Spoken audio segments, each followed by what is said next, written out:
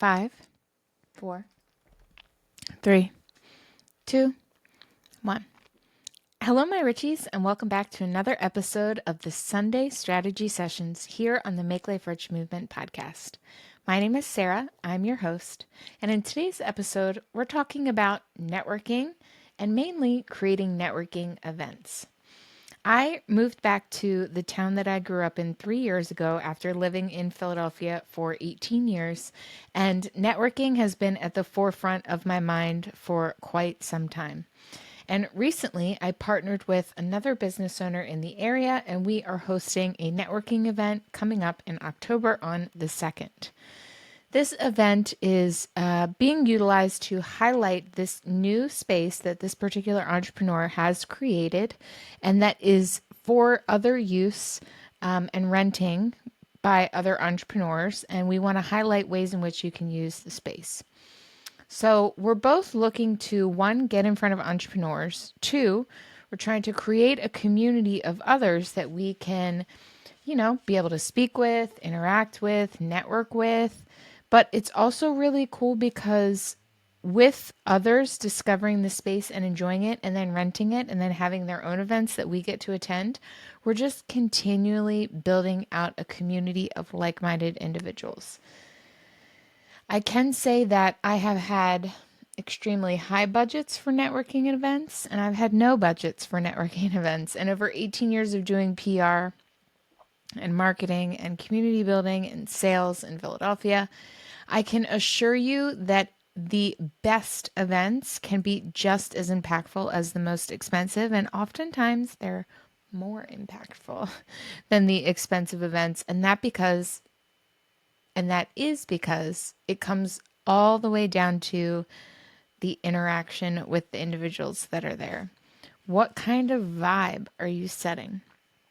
Now, I will say that entrepreneurial events tend to draw out a certain extroverted kind of individual. So there's very little heavy lifting when it comes to the types of people that you're going to be attracting and that are in a way giving you the ability to not only build your network, but are certainly giving you an understanding of whether or not what you're putting out there is being received and being understood and being interpreted in a way that's going to build you the audience you're looking for. So you may not always be looking to network with other business owners. Maybe you're looking to network with your ideal customers. Maybe you want to create events where you're building out a community of ideal customers.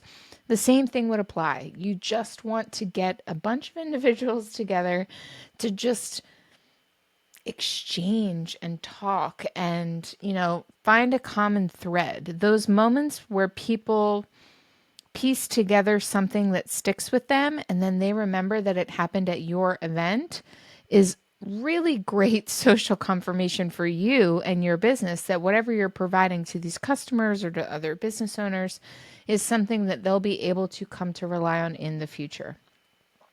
I do often find that there's a far-reaching ripple effect that goes way beyond any sort of measure that you think you could have with a networking event or a client-based networking event. And I find it really beautiful that you can continue to just not only reinvigorate your business, but so many others by just hosting an event. And I'll give you an example. I attended a Cape May Women's Entrepreneurial Networking group 2 months ago. And since then have made so many contacts from this event, women that I now speak to pretty daily or at least weekly. And we're working together. Some of them have been on my podcast. Some are going to be on the podcast in the future. I'm working with some of them.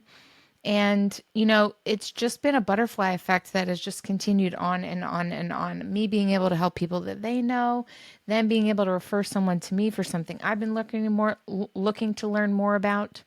And there's just this beautiful exchange that's really hard to fabricate and can only really come from those actual personal interactions that are authentic and based out of the sheer circumstance of you both being in the same place at the same time, speaking, finding you have things in common, and then a relationship blossoming from there.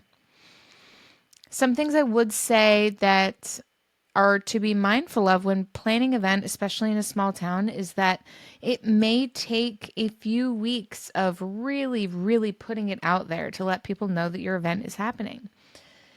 It may be something to where they might need to see an event first before they come to the second event. Maybe they need to see social proof that others are showing up. They're not going to be the only ones there, and they're not going to feel pressured to do whatever it is that they think, like buy something or work with you, or, there's just so many psychological things that get plastered down on events, unfortunately. And it is absolutely something you can work through. It's absolutely something your business will grow through. But I want to put it out there because I feel like a lot of people don't really talk about it. And you put so much effort into an event and maybe only 2 or 3 people show up. Well, guess what? That is 2 or 3 people more than you had before. And that's 2 or 3 people that you get to interact with on a very intimate level and now give them a much broader understanding of what it is that you were there to do in the first place, because they now have your undivided attention. I don't ever really like to look at an event as a waste. You should always be taking content. So that's something that you have in your back pocket. You're getting content from this, whether that's something you're using for a product in the future or for marketing material or your website or social media. You should always be trying to interact with neighbors if there are any. Maybe they're other business owners. Maybe you want to bring them in, show them what you're doing, talk about what the purpose of the event was, see if there's any way you can cross over there. It's a very natural thing to do when you have an event, to see how you can work with others, because they get to see in real time what you're capable of, which can be very, very enticing for someone that maybe hasn't done an event yet. They can see that you can do a lot of the heavy lifting because you're already actively doing one that they're witnessing. Another thing that I think is really underrated is people feeling like, oh, well, this is just like a informal thing, so I don't need to take emails. Yes, you do. Yes, you do. Yes, you do. Anybody that walks through that door cared enough about what you're doing to take time out of their day and show up, and you better get that email, and you better give them something worth reading in that email exchange that comes after they sign up. If you have any questions about this, or you don't have an email marketing platform, I've got the exact one for you. It's called Flowdesk. There's a link in the show notes for you to get 50% off your first year, whether that's paying upfront in a lump sum or per month. They'll give you 50% off. It's amazing. Gives you a checkout option. It has a countdown timer. It's replacing lead pages. It has video options. It is amazing. It has replaced so many apps for me, like hundreds of dollars worth. It's so easy to use. It is the Canva of email marketing and sales, and I'm obsessed with it. So if you need something for that, please click the link in the show notes and get on that ASAP. Another thing that I think is very underrated is taking a moment for yourself during the event to step back and be proud of what you have done. It's very easy to find yourself setting up, and before you know it, you're breaking down, and it's a blur of what happened in the middle. And you need to be mindful, and you need to be very aware of what you just did, and that it's difficult, and that it takes cojones, and that you did that, and that people showed up and they enjoyed themselves and the mission was accomplished. And now a little pat on the back. I myself have rushed through so many events and gotten to the end and didn't even realize until I was laying my head down on the pillow with like a smile on my face, like, wow, I did a good job today. It's like, well, know that while it's happening.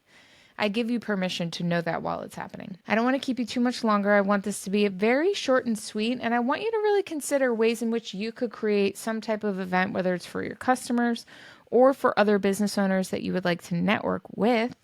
If you're having any kind of brainstorming ideas or questions, please feel free to DM me, or you can always click the link in the show notes, and it is going to give you the ability to leave me a voice message. You can also reply in the question box in this episode in Spotify, and you can always feel free to leave a comment on YouTube. It would be my joy to help you figure out and brainstorm your event. It means the absolute world to me that you tune in, and I can absolutely not thank you enough for all of the love and support that you show me and this show. And I really hope that you have a beautiful week ahead. And as always, make life rich.